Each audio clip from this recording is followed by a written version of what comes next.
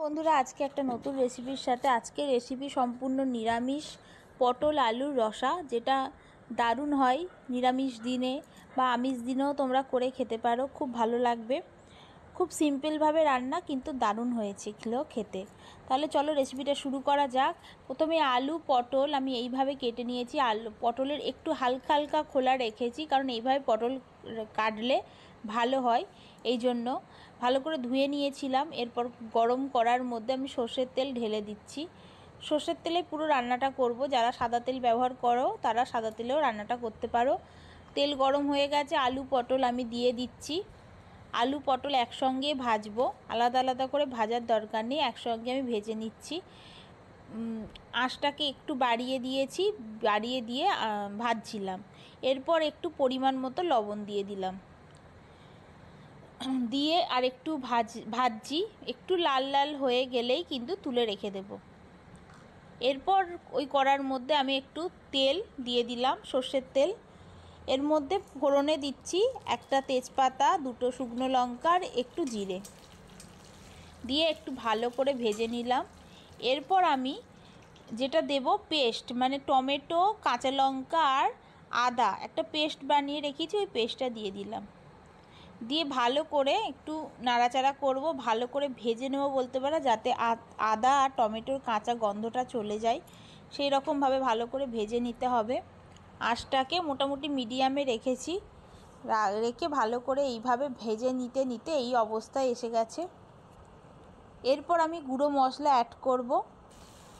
প্রথমেই দিলাম 1 চামচ কাশ্মীরি লঙ্কার গুঁড়ো, যেটা কালার আনবে। 1 চামচ হলুদ গুঁড়ো দিয়ে দিলাম, ভালো করে একটু মিশিয়ে নিচ্ছি। বিশেষ কিছু মশলা পড়বে না, ঘরোয়া মশলা দিলেই রান্নাটা করব। সামান্য লবণ দিলাম, কারণ ভাজার সময় লবণ দিয়েছিলাম, আর এখন সামান্য দিলাম।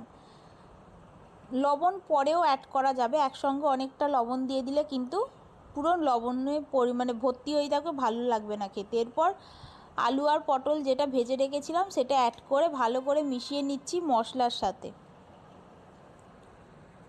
ভালো করে মশলাটার সঙ্গে মিশিয়ে নেওয়ার পর এরকম অবস্থায় এসে গেছে।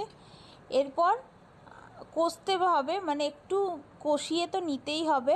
তারপর আমি পরিমাণ মতো জল ঢেলে এটাকে সিদ্ধ করে নেব।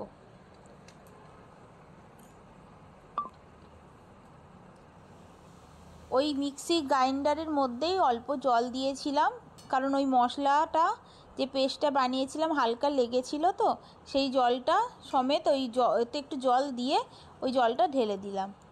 এরপর আমি এটাকে ঢেকে সিদ্ধ করে নেব।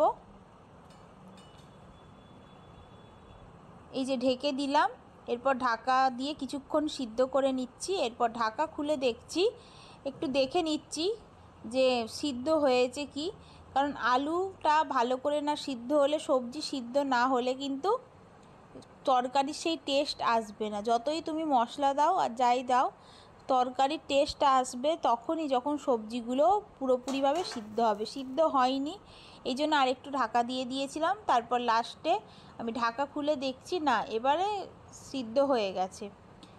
এরপর আমি দুটো জিনিস অ্যাড করব, দুটো জিনিস না, 3টে জিনিস, যেটা মিষ্টি, একটু হালকা মিষ্টি দিতেই হবে। আমি এখানে চিনির পরিবর্তে 2টো গুড়ের বাতাসা অ্যাড করলাম। আপনারা যদি বাতাসা না পান তাহলে চিনি দিতে পারেন, কোনো অসুবিধা নেই। সামান্য গরম মশলা দিলাম, একেবারে সামান্য, যাতে টেস্টটা আরেকটু অন্যরকম হয়। তারপর লাস্টে ঘি দিয়েই এটা নামিয়ে নেব। এইভাবে পটল আলুর রসা রেডি হয়ে যাবে, যেটা গরম ভাত, রুটি, পরোটা যে সব কিছুর সঙ্গে চলে। একবার বাড়িতে অবশ্যই বানিয়ে খাবেন। নিশ্চয়ই অনেকেই জানেন রান্নাটা, তাও আমি দেখালাম। কেমন লাগলো অবশ্যই একটু জানাবেন। ভালো লাগলে বাড়িতে বানিয়ে খাবেন।